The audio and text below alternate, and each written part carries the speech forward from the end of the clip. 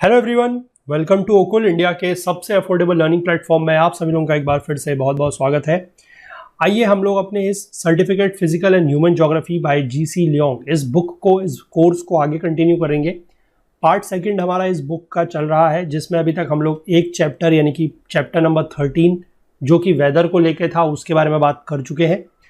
और उसके सारे के सारे वीडियोज़ जो है आई होप आप लोग देख रहे होंगे, क्योंकि चीज़ों को कंटिन्यूएशन में ही पढ़िएगा तभी फ़ायदा रहता है जब आप कंटिन्यूएशन में पढ़ें, ताकि एक सीक्वेंस है। और ज्योग्राफी मैंने आपको पहले ही बताया है कि बहुत ही ज़्यादा कंसेप्चुअल सब्जेक्ट है, इसमें रटने की जो गुंजाइश है वो बहुत कम है ना। और ख़ासकर इस तरीके के टॉपिक्स में तो रटने की गुंजाइश बिल्कुल ना के बराबर है। आपको line by line, sequence by sequence chapter को पढ़ते रहना है, कंसेप्ट को सीखते रहना है, समझते रहना है, तभी आप आगे आने वाले फर्दर चैप्टर्स में जो है वो कंसेप्ट को समझ पाएंगे। तो चैप्टर 13 में हम लोगों ने वेदर के बारे में देखा था, वेदर और क्लाइमेट का डिफरेंस देखा। और उसके बाद वेदर और क्लाइमेट के जो एलिमेंट्स होते हैं, जैसे कि हमारा रेनफॉल है, प्रेशर है, टेम्परेचर है, विंड्स है, सनशाइन है और क्लाउड्स वगैरह के बारे में, ये सब चीज़ें हमने डिटेल में डिस्कस करी थी। तो कुछ इसी तरीके की चीज़ें हैं जो हम इस चैप्टर में भी बात करेंगे। मतलब क्लाइमेट के बारे में जानेंगे, है ना। इसमें जो इनकमिंग सोलर रेडिएशन होती है उसके बारे में जानेंगे। फिर उससे संबंधित जो टेम्परेचर है, हमारी जो रेनफॉल है, पीछे हमने पिछले चैप्टर में देखा कि रेनफॉल को मेजर कैसे किया जाता है, वहाँ पर हमारा फोकस ये था। अब हम यहाँ पर टाइप्स ऑफ रेनफॉल के बारे में बात करेंगे। फिर सिमिलरली हम बात करेंगे जो प्लेनेटरी विंड्स होती हैं या जो प्रेशर बेल्ट्स होते हैं उनके बारे में, और कुछ और लोकल विंड्स के बारे में बात करेंगे। देन हम लोग बात करेंगे about the cyclones and all. तो वही सारा कुछ जो है इस चैप्टर में रहने वाला है। तो चैप्टर ये भी थोड़ा सा लंबा है, तो इसको भी हम लोग मल्टीपल पार्ट्स में लेके चलेंगे। तो आज हम लोग इसका पार्ट 1 स्टार्ट कर रहे हैं। तो आगे बढ़ने से पहले मैं आप सभी लोगों से एक बार फिर से रिक्वेस्ट करना चाहूँगा कि जो लोग इस कोर्स को, इस वीडियो सीरीज़ को फॉलो कर रहे हैं, जिनको ये पसंद आ रही है, वो ज़्यादा से ज़्यादा वीडियोस को लाइक करें, ज़्यादा से ज़्यादा शेयर करें अपने दोस्तों के साथ, कलीग्स के साथ, ताकि हमारे इन कोर्सेज़ का जो फ़ायदा है वो ज़्यादा से ज़्यादा लोगों तक पहुँच सके। और बाकी जो लोग हमारे चैनल पर, हमारे प्लेटफॉर्म पर पहली बार आ रहे हैं, मैं उन लोगों से भी रिक्वेस्ट करूँगा कि आप लोग चैनल को ज़रूर सब्सक्राइब कर लें और बेल आइकन प्रेस करना ना भूलें, ताकि हमारी तरफ से जब भी कोई नया वीडियो आए तो उसका नोटिफिकेशन आप लोगों तक पहुंच जाए और वो बिल्कुल भी मिस ना हो। तो चलिए इस चैप्टर को हम लोग स्टार्ट करते हैं पार्ट 1 के साथ।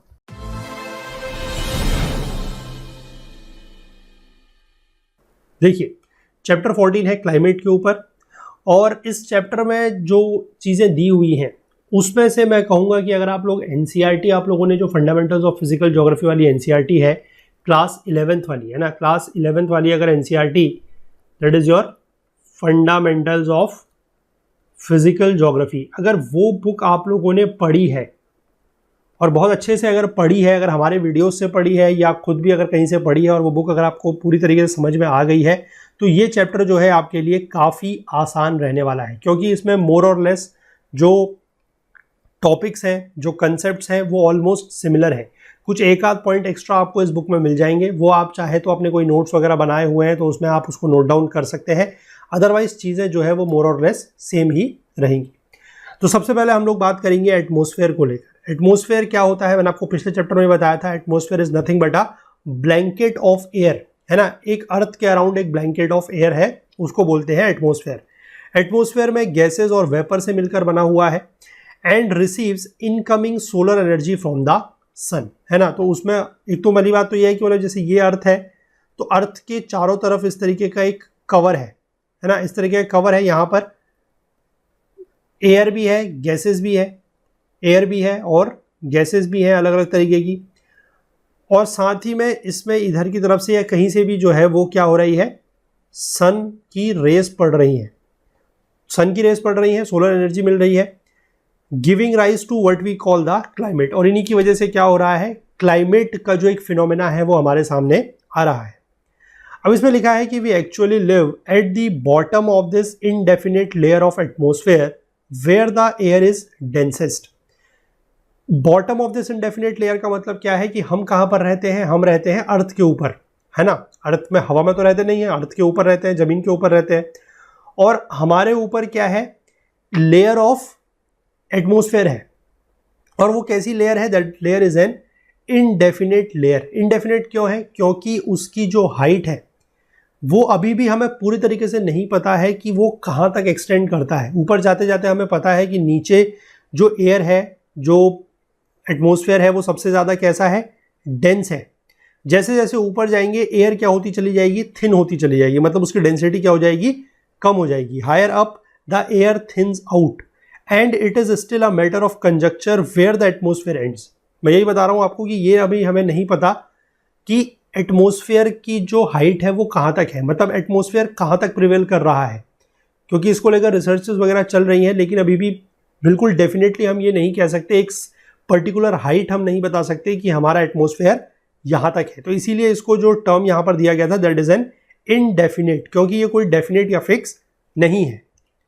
अब एक एस्टिमेट ये बोलता है कि this limit at about 600 miles above sea level, मतलब कुछ ऐसी स्टडीज हुई हैं उसमें ये सामने आया है कि एटमॉस्फेयर की जो हाइट है वो लगभग सी लेवल यानी कि समुद्र तल से कितनी है, 600 मील की है। लेकिन फिर वही मैंने कहा कि इसमें जाने की ज़रूरत नहीं है कि 600 है या 6000 है, क्योंकि अभी तक हमें कहीं पे भी ऐसा कोई डेफिनेट वैल्यू देखने को नहीं मिली है। जो लोएस्ट लेयर है जहां पर weather is confined is known as the troposphere. जो lowest layer of the atmosphere है वो ट्रोपोस्फेयर है, वो हमें पता है ना, बहुत बार हम पढ़ रहे हैं, बचपन से भी पढ़ते आए हैं कि लेयर ऑफ एटमॉस्फेयर में सबसे नीचे की लेयर ट्रोपोस्फेयर, उसके ऊपर स्ट्रेटोस्फेयर, उसके ऊपर फिर और भी होती है आइनोस्फेयर, थर्मोस्फेयर, एक्सोस्फेयर, ऐसे करके, है ना। तो इसके बारे में हमें थोड़ा सा पता है कि जो थर्मोस्फेयर है ये अर्थ की सरफेस से लेकर लगभग 6 मील की हाइट, यानी कि 6 माइल की हाइट आप लगभग मान लीजिए अराउंड 9 to 9.5 से लेकर 10 किलोमीटर के आसपास तक रहेगी। और विद इन दैट यानी कि within the troposphere temperature normally falls with increasing latitude, यानी कि जैसे जैसे हम ऊपर की तरफ को बढ़ेंगे तो क्या होगा, हमारा टेम्परेचर कम होता जाएगा। इंक्रीजिंग लैटिट्यूड नहीं है ये वर्ड, ध्यान रखिएगा, एल्टीट्यूड है, ठीक है। लैटिट्यूड और एल्टीट्यूड में आप लोगों को हो सकता है बहुत बार कंफ्यूजन हो, लेकिन एल्टीट्यूड आपको सिंपल याद रखना है। एल्टीट्यूड का मीनिंग होता है हाइट, कि जमीन से जब हम ऊपर की तरफ को जा रहे हैं, आसमान की तरफ को जा रहे हैं जमीन से, तो that is known as altitude या फिर हाइट। और लैटिट्यूड क्या होता है, जब हम इक्वेटर से पोल की तरफ या पोल से इक्वेटर की तरफ को आ रहे हैं तो वो हमारा लैटिट्यूड में मूवमेंट हो रहा है। आई होप क्लियर है। अब इसमें लिखा है कि द क्लाइमेटिक एलिमेंट्स जैसे कि temperature, precipitation, clouds, pressure and humidity within the troposphere account for the great variations in the local climate and weather that play such a great part in our daily lifes. यानी कि जो climatic elements हैं जैसे कि temperature है, precipitation है, precipitation मतलब जो बारिश वगैरह होती है, स्नोफॉल होती है, that is the part of precipitation. फिर जो क्लाउड्स वगैरह है, जो हमारा प्रेशर है, जो ह्यूमिडिटी है, वो कहाँ पर है सबसे ज़्यादा, ये सारी चीज़ें जो है वो मोस्ट प्रिवेलिंग है आपके ट्रोपोस्फेयर में।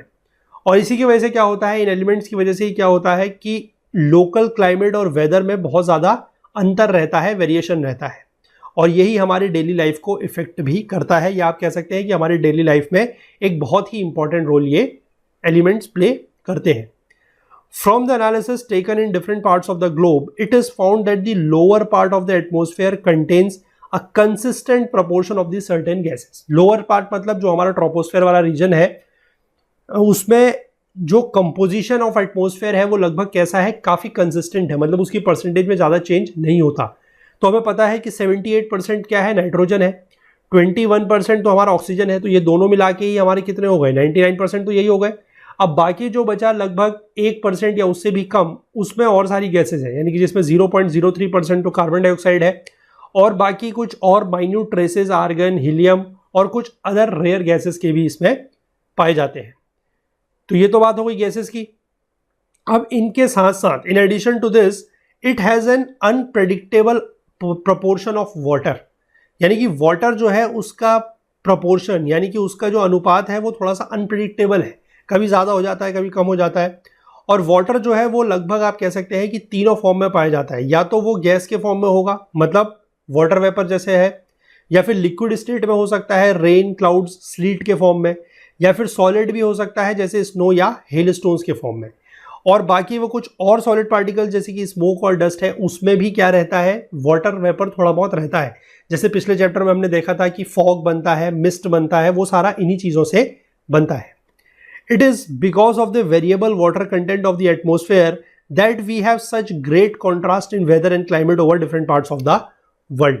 तो यहाँ पर सबसे बड़ी इंपॉर्टेंट चीज़ आपको जो जानने को मिली, जो कंसेप्ट आपको जानने को मिला, वो ये है कि हर जगह पर वाटर कंटेंट कैसा है, वेरिएबल है, एक जैसा वाटर कंटेंट नहीं है, कहीं पर ज़्यादा है कहीं पर कम है।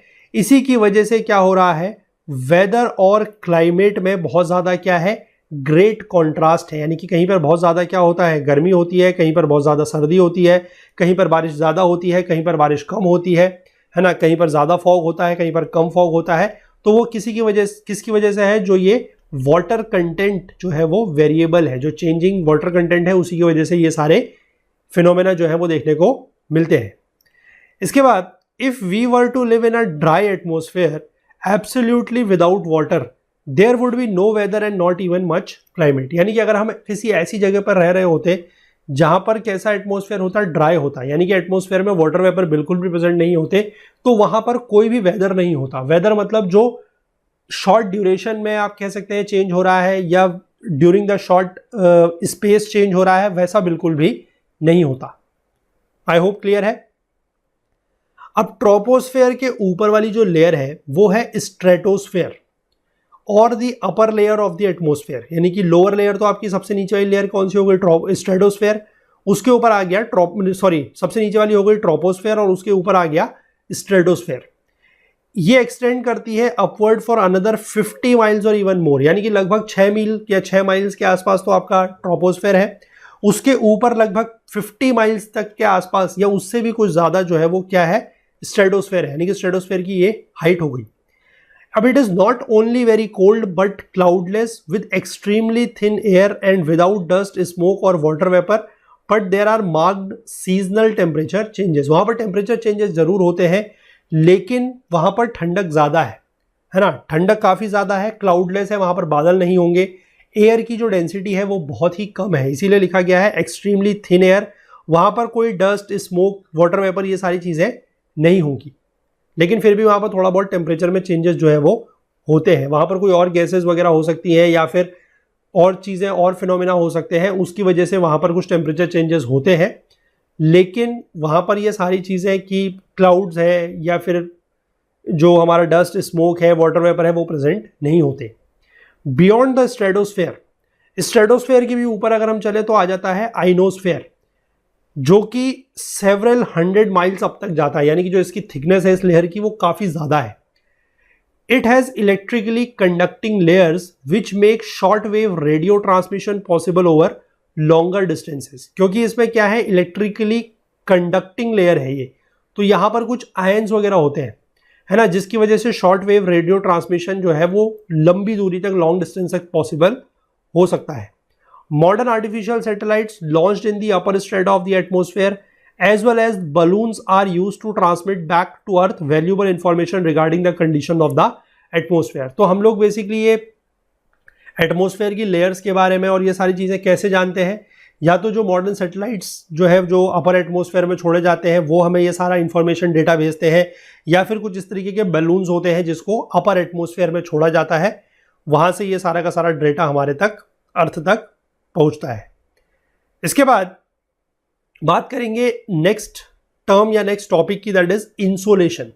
अब इंसोलेशन क्या होता है, देखिए पहले क्या लिखा है, the only source of energy for the earth's atmosphere comes from the सन।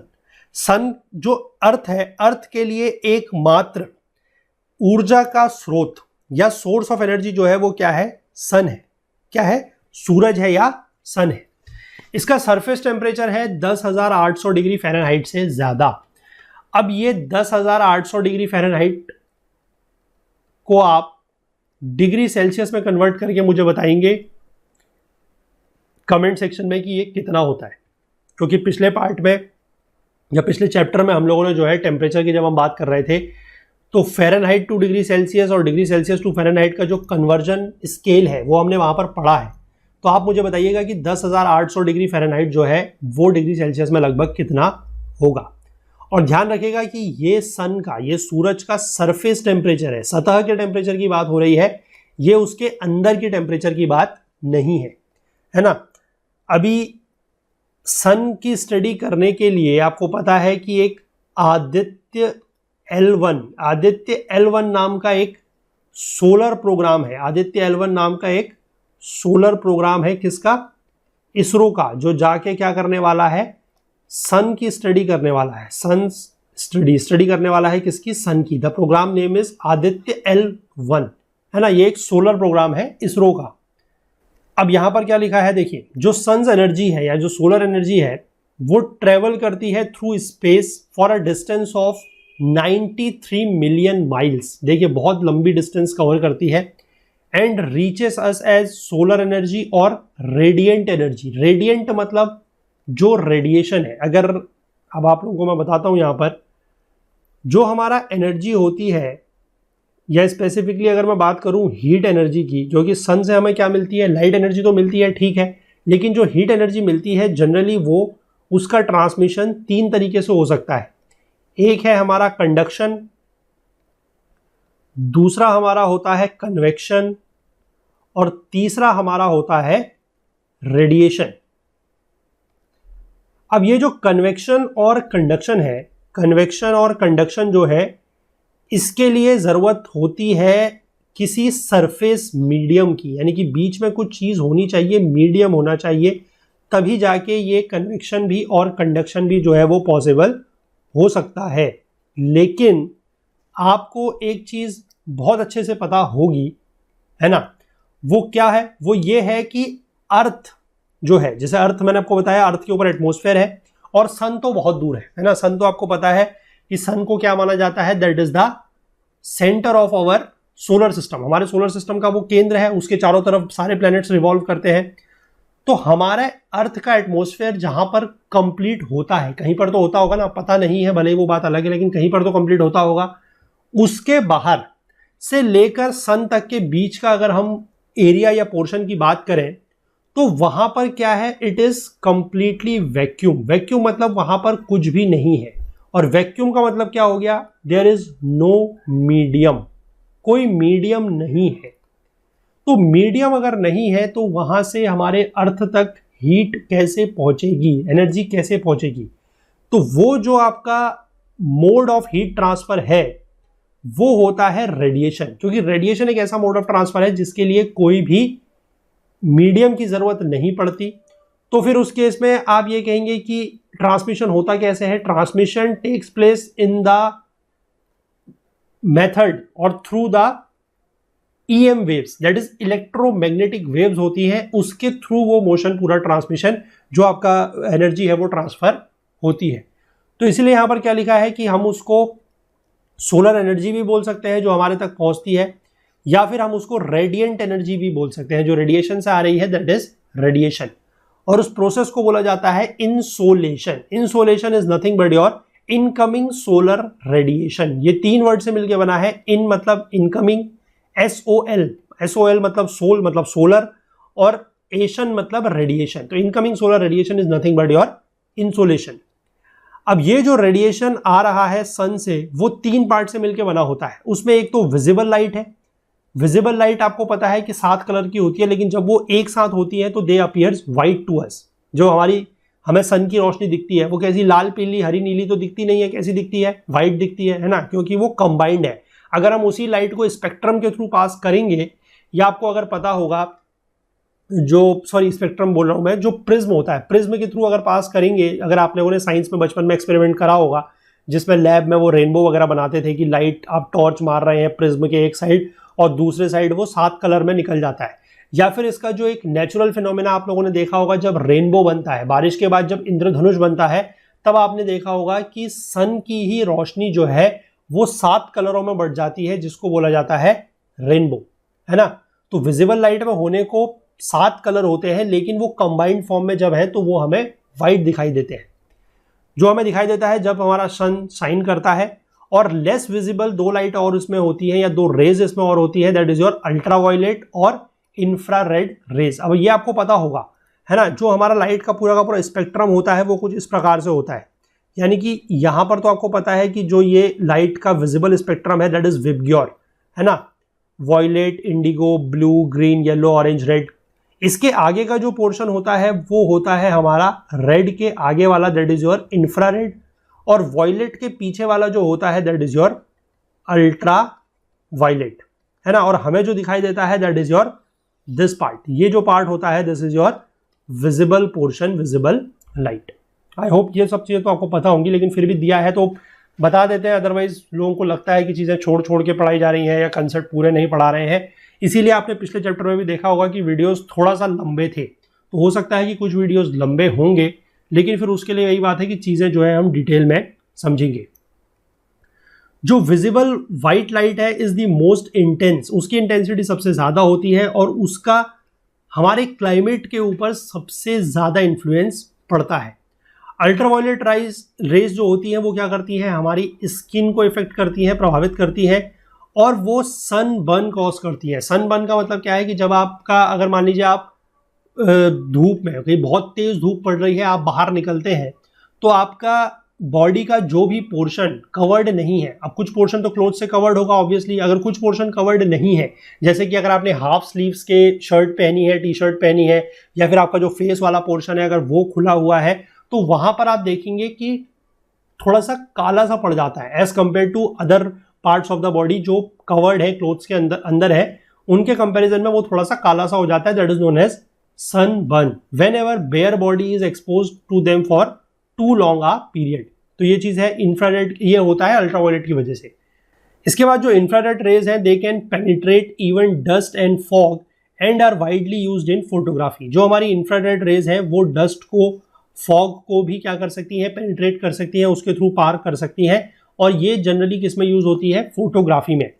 अब only that part of the sun's radiation which reaches the earth is called insolation. ये ध्यान रखना है कि अर्थ में जो भी, मतलब पूरे के पूरे सन्स रेडिएशन में तो बहुत सारी चीजें हैं, अब उसमें से जितना पोर्शन या जितना पार्ट हमारे अर्थ तक पहुंचता है उसी को हम क्या बोलते हैं, इंसोलेशन या फिर इनकमिंग सोलर रेडिएशन बोलते हैं। अब इसके बाद क्या लिखा है कि what matters most is the effect of the atmosphere upon the incoming solar radiation. अब इनकमिंग सोलर रेडिएशन सूर्य से आ रही है, सोलर एनर्जी आ रही है, और अर्थ के सरफेस से पहुंचने से पहले उसको बीच में क्या मिलेगा, एटमॉस्फेयर।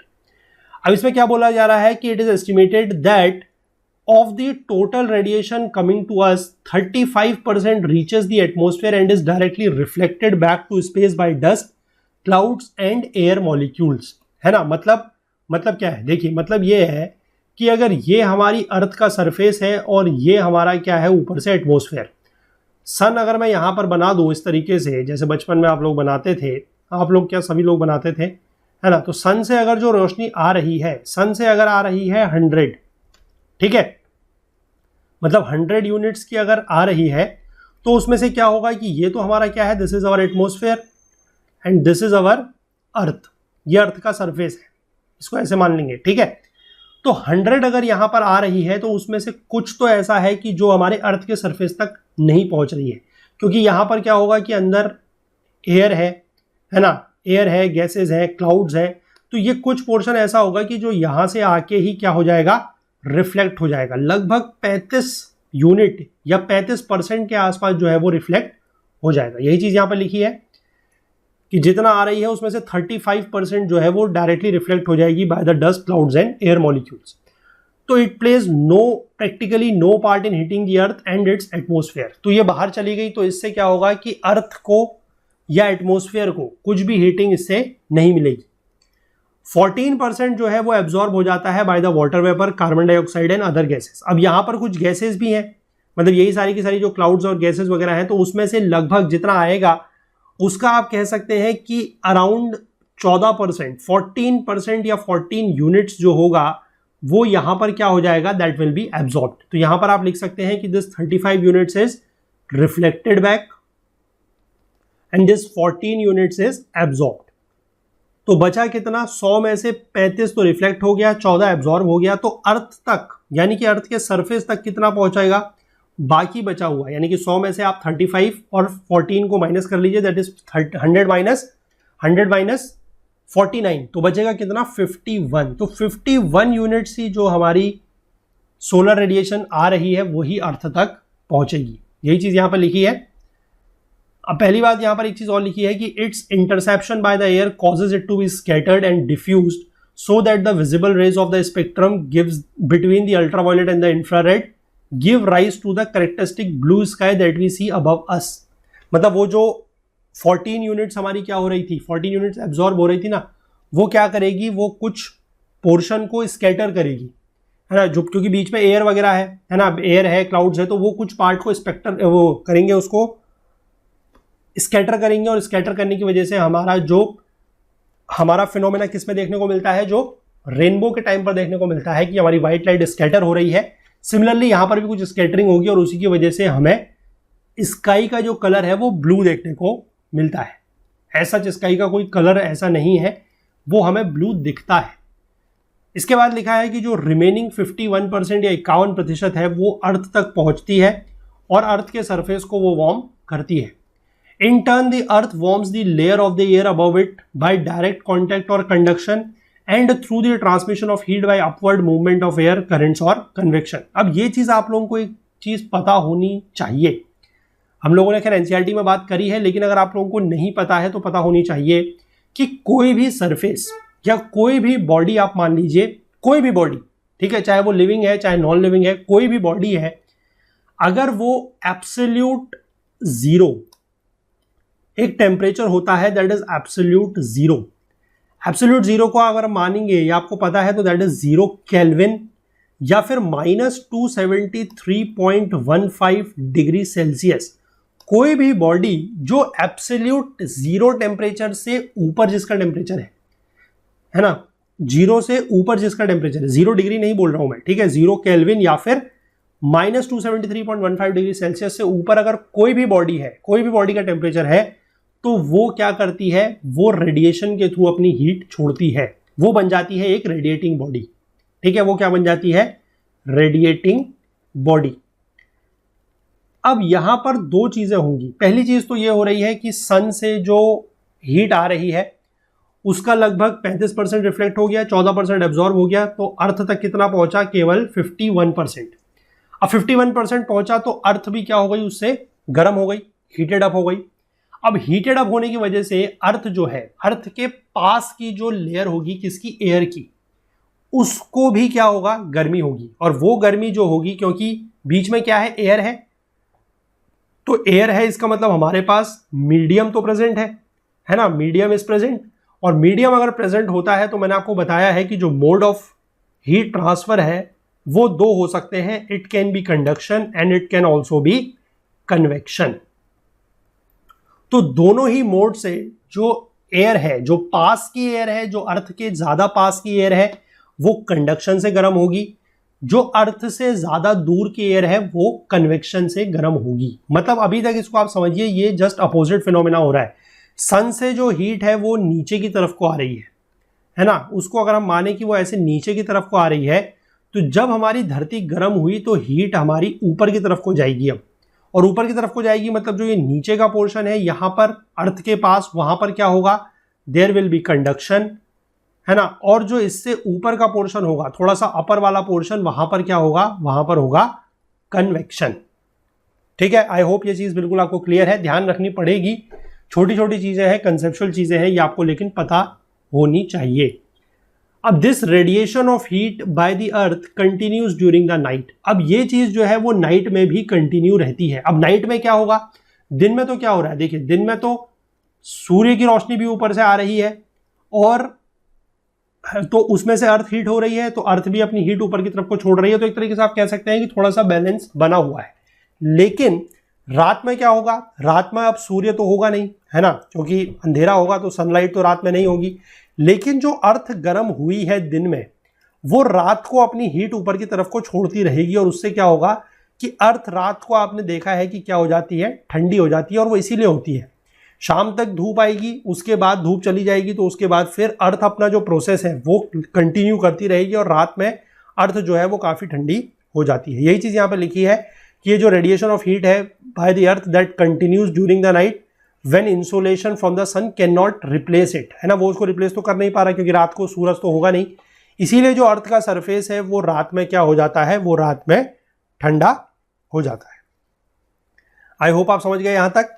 अब इसके बाद आगे क्या लिखा है, the rate of heating differs between land and water surfaces, कि जब सन से अगर एनर्जी आ रही है, जो सोलर एनर्जी आ रही है, वो अर्थ के ऊपर पड़ेगी।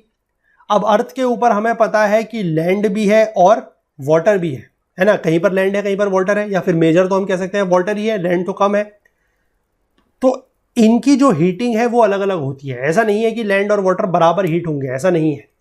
लैंड जो है वो ज़्यादा हीट होती है और जल्दी हीट होती है, heats up more quickly than the water.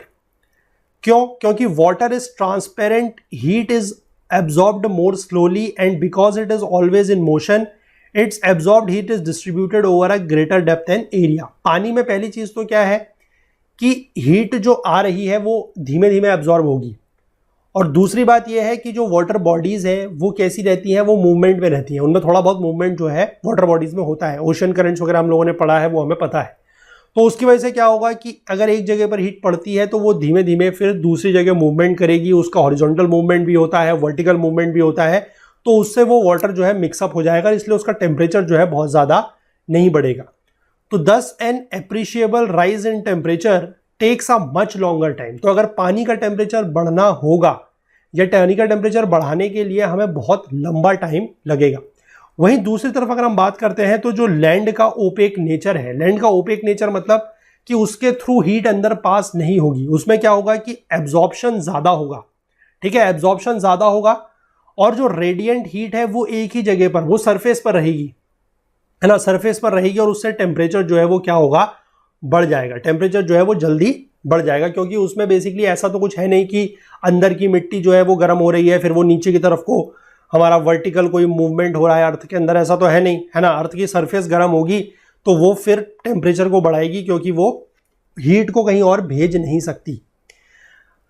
अब because of these differences between land and water surfaces, land also cools more quickly than water. तो आपको ये प्रॉपर्टी जो है बहुत अच्छे से याद रखनी है, लैंड की और वाटर की, क्योंकि यही प्रॉपर्टी का आगे हम लोग यूज अभी सी ब्रीज और एयर ब्रीज जब पढ़ेंगे तो वहां पर भी करेंगे। और आपको अगर ये कंसेप्ट पता है तो बहुत आसान है। कंसेप्ट को याद कैसे रखना है, ऐसे याद रखना है कि लैंड जो है that heats up and cools down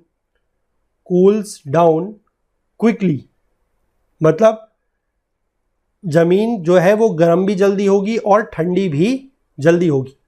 और उसके कंपैरिजन में अगर हम वाटर की बात करें तो water heats up and cools down slowly, यानी कि पानी जो है वो गर्म भी देर में होगा, यानी कि गर्म होने में भी ज़्यादा टाइम लगाएगा और ठंडा होने में भी उतना ही ज़्यादा टाइम लगाएगा।